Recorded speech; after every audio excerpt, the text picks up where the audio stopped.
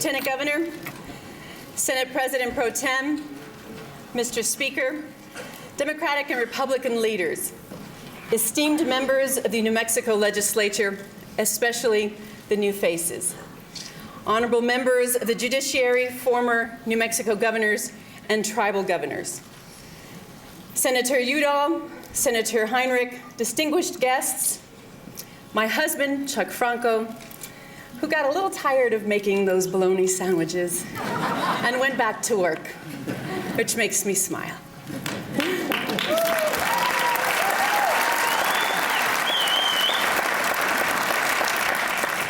And my fellow New Mexicans, it is an honor to join you for the annual State of the State address. And while today's mood is one filled with optimism and hope, it is also bittersweet. There is one very noticeable absence from this chamber. A man whose legacy in this body endures, former Speaker of the House, Ben Lujan. The thoughts and prayers of New Mexico continue to be with the Lujan family.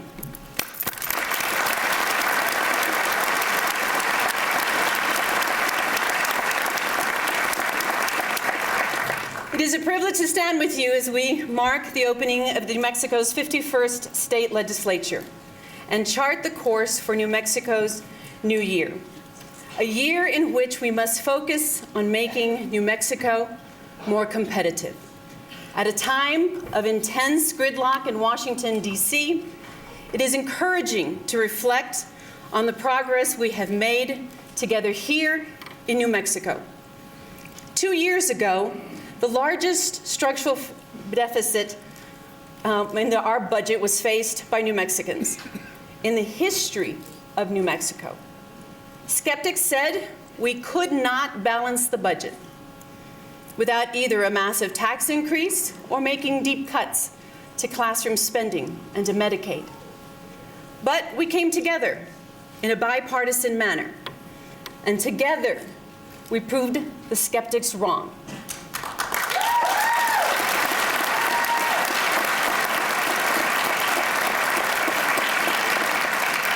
For 2 years in a row, we compromised and passed good, balanced budgets. We protected critical priorities, like classroom spending and basic health care for the most vulnerable. We protected child care for working moms, school clothes for kids in need. And let's remember, we accomplished all of this without raising taxes.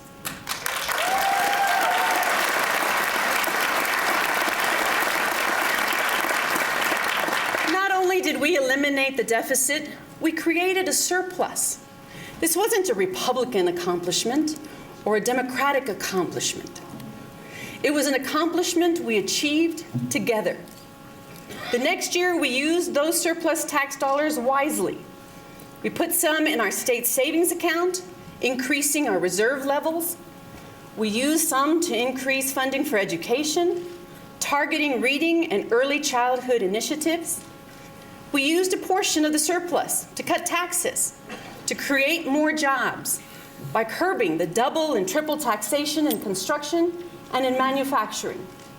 And we provided a tax credit to help small businesses hire those who deserve jobs the most, our veterans, returning from Afghanistan and Iraq.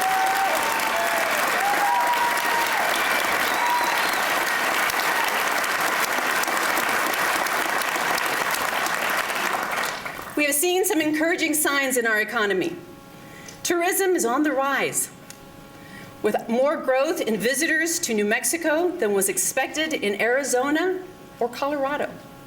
We are building our state's strongest ever relationship with New Mexico border governors, focusing on developing a border region near Santa Teresa, creating jobs. Major companies are once again looking at New Mexico, including 2 companies in the aviation industry that are relocating their headquarters to Albuquerque.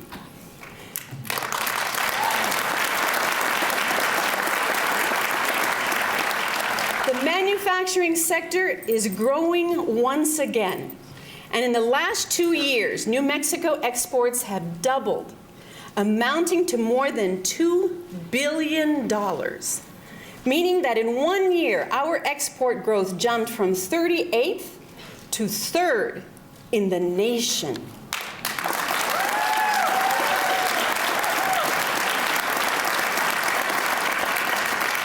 While we still have much work to do, the state of our state is getting stronger. But I've always promised to be straight with you. It's my job to say when trouble is on the horizon. Allow me to take a moment to describe the challenge before us. The national economy is stagnant, and the federal government on which our state has become so dependent over the years is faltering, weighed down by $16 trillion in debt. While New Mexico has seen some job gains in certain private sector industries, there is no question that the number of government jobs is on the decline. Last year, New Mexico lost more than 4,800 government jobs, 400 federal jobs in a single month. On top of that, many private sector companies that contract with the federal government have seen those contracts cut, costing us more jobs. Unfortunately, it doesn't look like Washington, D.C. is going to solve the budget problem anytime soon. It's the fault of both parties, and it's hurting New Mexicans.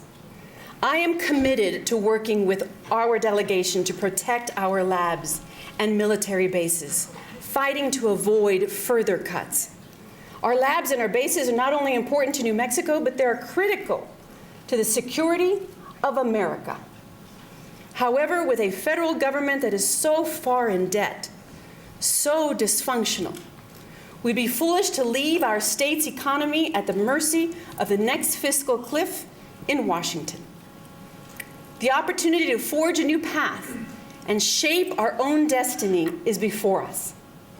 An opportunity defined not by decisions made in Washington, but by the hard work and ingenuity of New Mexicans.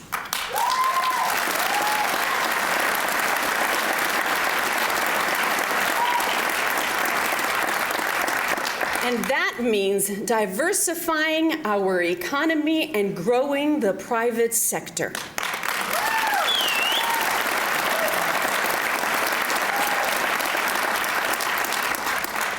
New Mexico has a lot to offer, but what we lack is a level playing field with our surrounding states.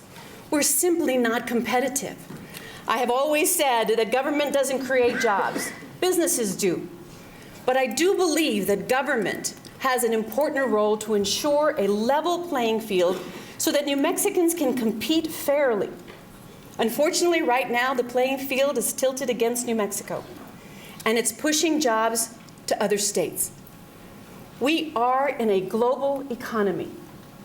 Business will locate and grow where they have the best opportunity to succeed, to get a fair shake, where they aren't overtaxed, and where they can find the best trained workers. Our goal this session should be to make New Mexico more competitive.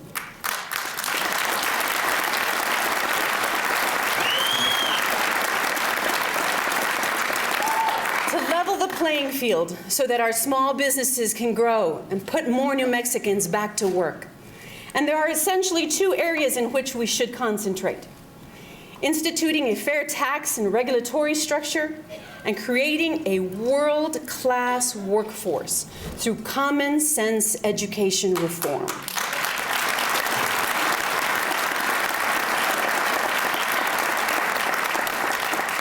One way to make New Mexico more competitive is to lower the business tax rate from 7.6% to 4.9%, just as Arizona has done.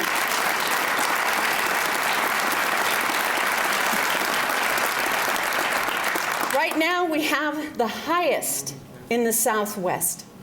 I'm not asking to take the rate to zero, as other states have done. I'm proposing a reasonable, balanced approach, and a 4.9% puts New Mexico in the game.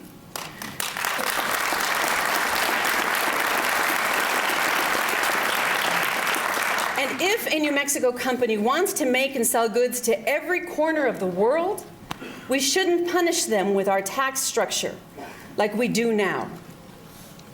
We should adopt a single sales factor just as 25 other states have done in America.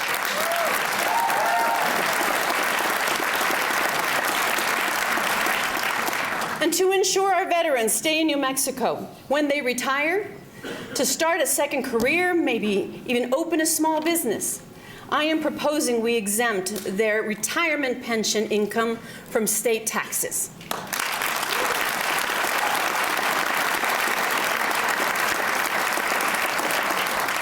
They fought for us, and we should fight and ensure. And we should fight and ensure they make New Mexico their home.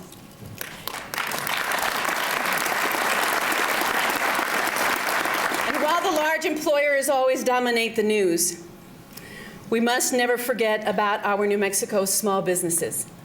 Last Christmas, I received a letter from Misty Castro. Misty owns a small business, Castro's Barbershop, and was facing some really difficult choices. Stay open and hope things turn around, or close her doors after 11 years in business. She puts her heart and soul into that business, and she was at her wit's end. I wrote her back to encourage her. This Christmas, I received another letter from Misty that I'd like to read in part to you. She says, "I was planning to close the doors and move on. You took the time to write back with such kind words, and you placed a small card that simply said, 'I believe in you.' When I start to feel overwhelmed and down, I look at my little 'I believe in you' note, pick my head up, and keep going. Knowing someone believes in me makes it much easier." We need to make sure all small business owners know we believe in them. That's why I'm proposing that we give every New Mexico small business a $1,000 tax credit for every job created and retained over the next 2 years. In these uncertain times, it's a small business owner, if they are willing to take the risk to invest in a new job, then we should stand with them.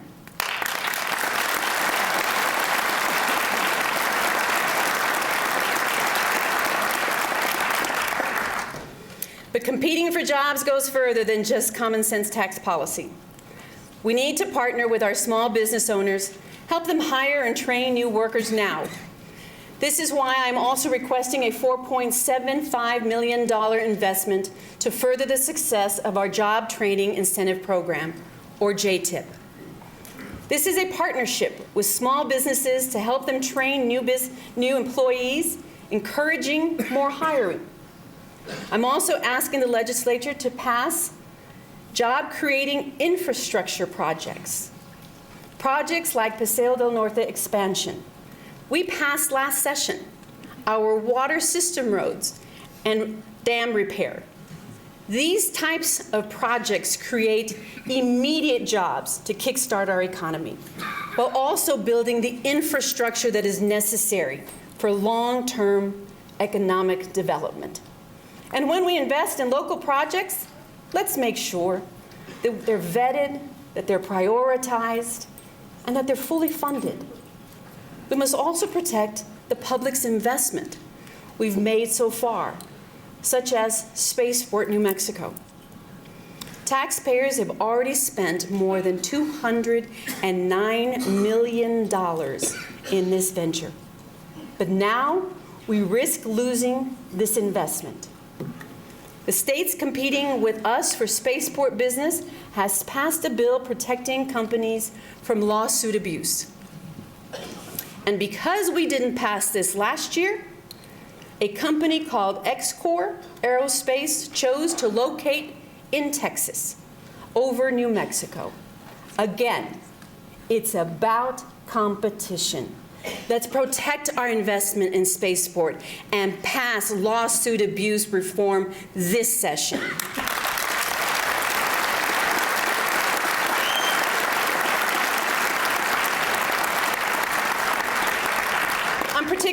hopeful that we can pass these reforms to help our businesses compete, because many of them face the daunting challenges imposed by the new federal health care law. I didn't support Obamacare, but it's the law of the land, the election is over, and the Supreme Court has ruled. My job is not to play party politics, but to implement this law in a way that best serves New Mexico.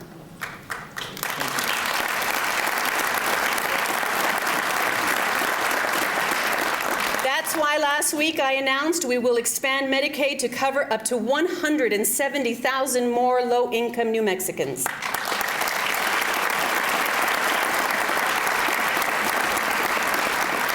It was the right thing to do. It means expanding the healthcare safety net to more of those in need, moving care from costly emergency rooms into primary care offices. And it does not jeopardize the state's long-term budget outlook. In fact, given our unique population and programs, we can expect revenue increases that offset the cost of providing these services. But I've been clear. Medicaid expansion is a federal government commitment. And if they should ever break their funding promise, New Mexico will not pick up the burden of adults most recently added to the program at the expense of cutting health care for New Mexico kids. I will not let those kids pay the price.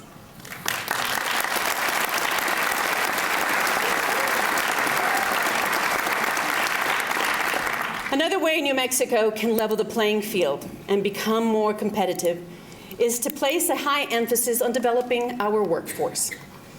We know that only 63% of our students are graduating within 4 years.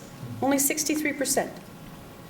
67 children drop out each and every school day. Those dropping out are not statistics. They are our children. They were once little boys and little girls who believed they could one day fly a spaceship to the moon, who once saw themselves becoming a doctor or a firefighter or a scientist or whatever they dreamt they could be. But somewhere along the line, the system failed them.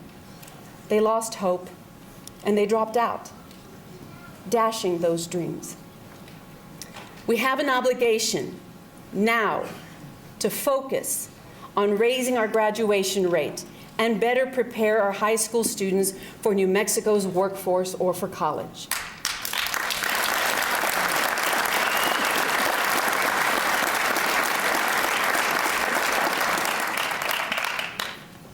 Let me tell you about a program called The Bridge. The Bridge program was created in response to the gaps that existed between the needs of a 21st century economy and the preparedness of high school graduates in Doña Ana County. And it's a partnership between the local business community, the community college and state university, and their public schools. Together, they established the state's first early college high school. The school is located on land that's donated by New Mexico State University, and it offers dual credits that are accepted by Doña Ana Community College. So, every student who will graduate from this school not only earns a high school diploma, but they also earn an associate's degree and in some cases a work-ready certificate. Now that student is ready to be hired.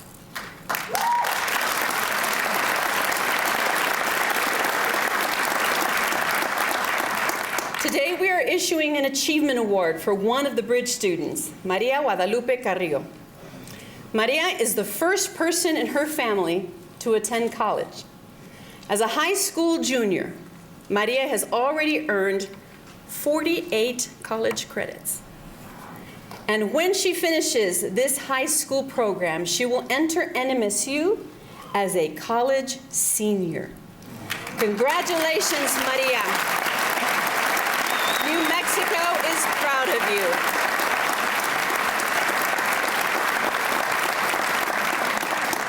And since the Bridge program has been operating, not one student has dropped out.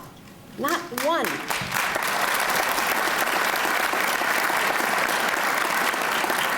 And let's remember, 78% of the students are Hispanic, an incredible 63% are first-generation college students, and 43% come from low-income families.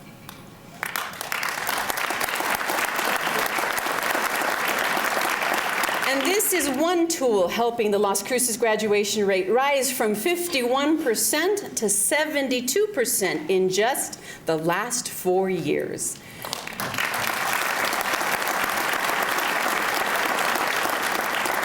This session, I'm pursuing a plan to take that bridge, that program, as accomplished in Doña County, and bring it to other areas in New Mexico.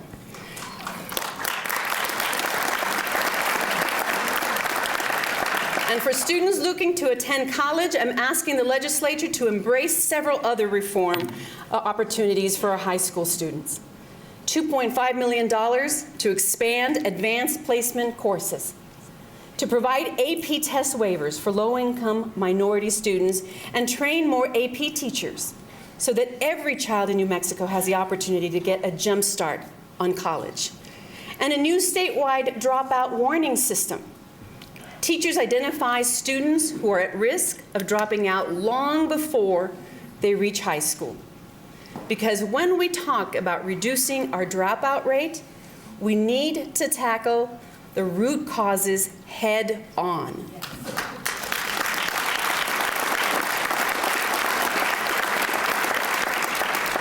Now, a recent study found that 88% of high school students who drop out were not proficient readers in the 3rd grade. I have had the privilege of visiting thousands of New Mexico kids in classrooms.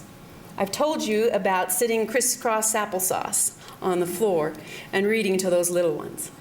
It's wonderful because those children are just so full of hope. I ask them, what do you want to be? What do you want to do? And their eyes light up when they tell me, when they share with me their dreams. That's why I think of those kids when I think of our dropout rate.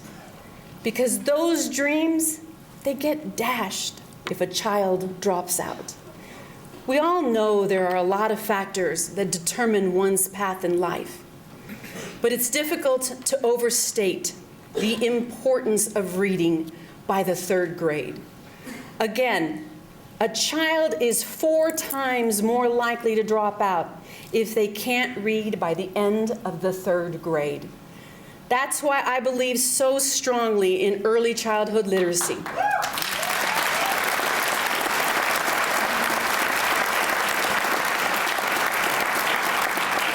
And why I believe we must do all we can to ensure New Mexico's children can read by the 3rd grade. Last year, I was pleased to make permanent the K3+ program, a program that helps struggling students with additional instruction. More help. We doubled the funding for pre-K, and our reforms are being recognized nationally. New Mexico has competed in the federal Race to the Top funding, seeking money that will be specifically targeted to help our youngest students master the basics. This year, I am proud to say, we are one of only 14 states to be awarded this funding.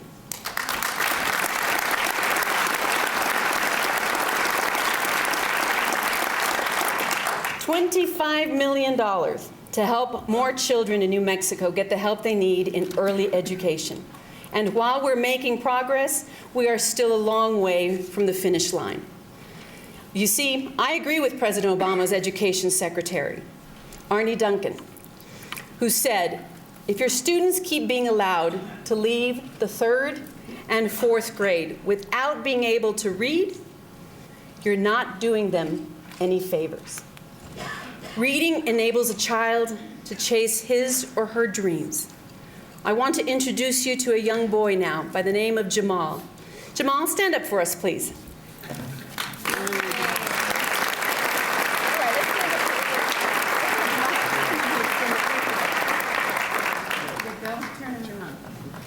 everyone. Jamal is a first grader who wrote a book for a special project, and he wrote this book for the Albuquerque Chamber of Commerce's reading program. Now, I didn't invite him up here just because of his book and its title, which is The Governor Rocks. Although, that certainly didn't hurt anything.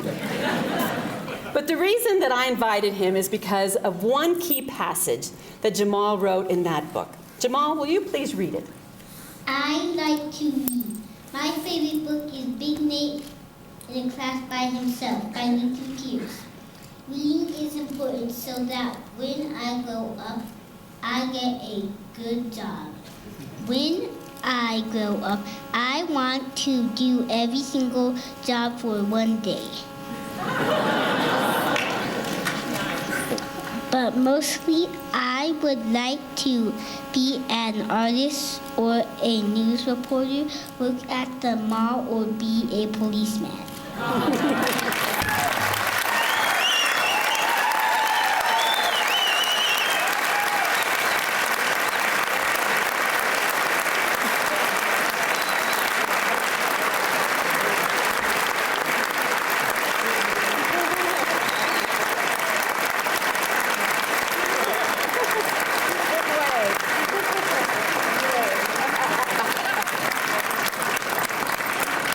Jamal. And he's right. Reading paves the way for success. We must intervene early, do all we can to help struggling students. But I believe if a child is still unable to read by the 3rd grade, after all those interventions, then it's far more compassionate to have that child repeat that level, to get them up to speed than to simply pass them on to the next grade and to make them 4 times more likely to become a dropout. There has been many compromises made to this bill. More funding for intervention, increasing parental involvement. We've had compromise. It's been sponsored by Democrats, passed by both chambers. And you heard what the Obama administration said. So let's stand together and pass this bill for our kids' sake.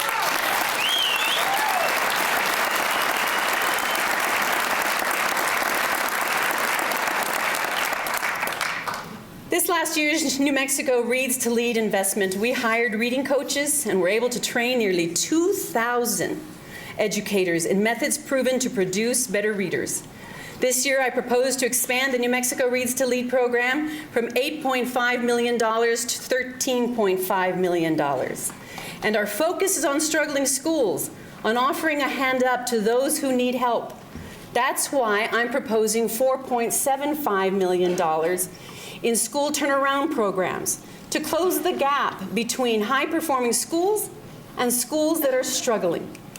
As we improve academic performance in New Mexico, we cannot overlook the crucial role that New Mexico teachers and other school leaders play in this effort. One of the greatest gifts a teacher can give a child is hope, is a belief that a child that can do anything and be anyone. And I want to hold up some powerful examples of our very best in our state. And I'd like educators like those at Anthony Elementary School to be honored. A school where nearly all of the students come from low-income families and speak English as a second language. These kids face many challenges, and some don't expect them to succeed because of these challenges. But the teachers at this school sent them a very different message.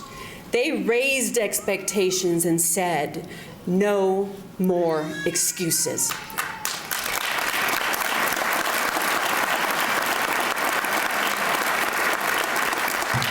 They believe in these kids, and they help these kids believe in themselves because of the dedication of the teachers, principal, and other staff at Anthony Elementary. This school, a school with 100% free lunch or reduced lunch, a school that is 100% Hispanic, and 60% of whom consider English their second language, is not in the top half of our schools, not in the top third. Instead, out of 831 schools, this elementary school is ranked 5th in the entire state.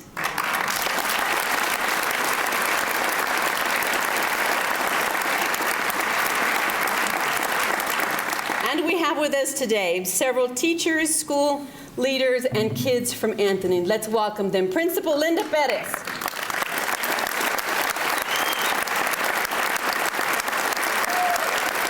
Second grade teacher Orlando Palomares.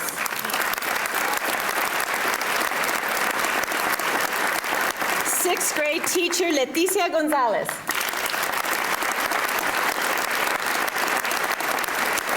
And students Clarissa, Brian, Kayla, Diego, and Alex.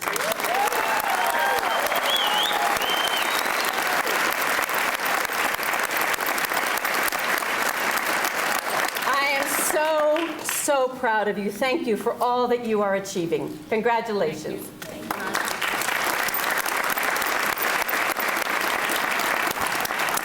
We need to replicate success like this. That is why I am requesting we dedicate $11.3 million to recruit, retain, and reward our best educators.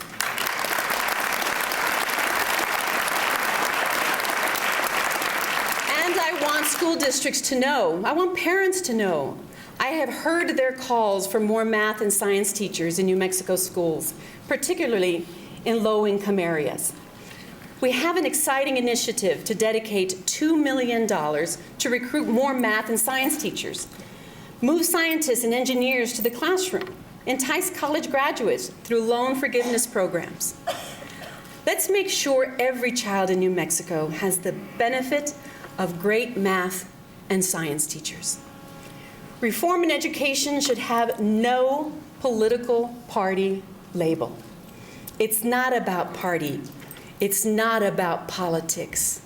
It's about having the courage to challenge the status quo, to put student achievement and nothing else at the very top of our list of concerns.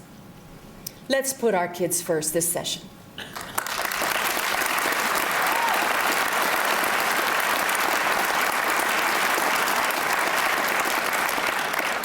In addition to moving our economy forward and better educating our kids, we must also ensure the safety of our communities. We need to improve our Amber Alert so that we can issue an alert whenever a New Mexico child is abducted and police believe that child is in danger, even when the suspect is a family member. And we must improve our ability to protect children from abusive parents, abusive homes, by allowing caseworkers to conduct emergency background checks through NCIC. We need to increase penalties for child abuse and expand Breonna's Law to cover all children, not just children under 12 years of age. And of course, I am hopeful that the legislature will enact the recommendation of the 9/11 Commission, the position of nearly every other state in America, and the opinion of a vast majority of New Mexicans to stop being a magnet for human trafficking and fraud and crime rings. I'm asking the legislature to finally repeal the law that gives driver's licenses to illegal immigrants.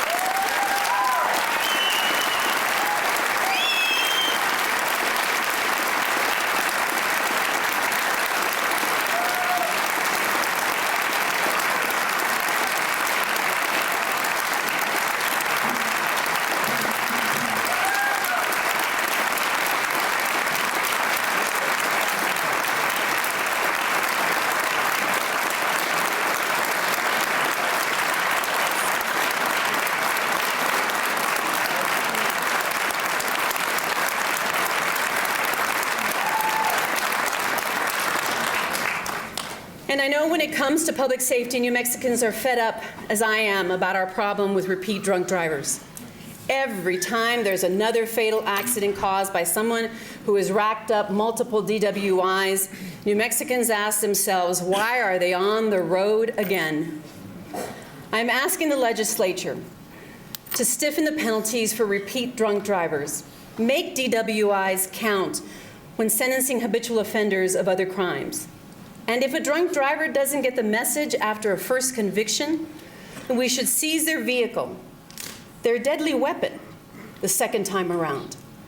And this year, we need to close the loopholes that allow so many DWI offenders to keep their licenses after an arrest. New Mexico's problems with repeat drunk drivers is serious. And it's time that together we take a stand for New Mexicans.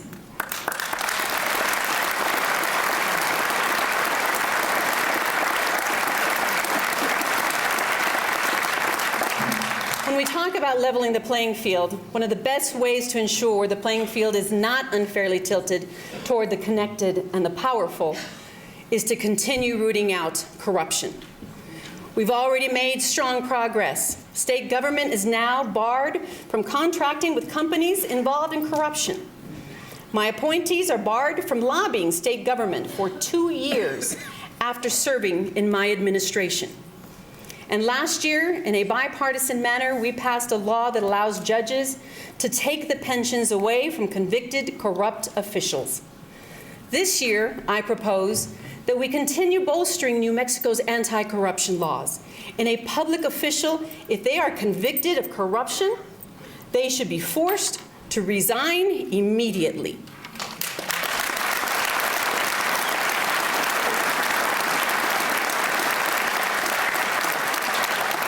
If they have money in their campaign war chests, those funds should not be used as their own slush funds.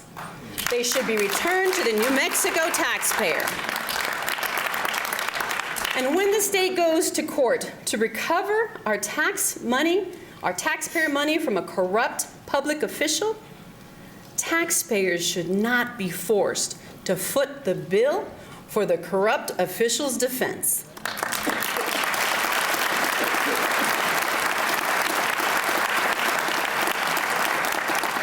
Now, we are certainly confronted by serious challenges. Yes, we face a stagnant national economy, an economy in which too many New Mexico families are struggling.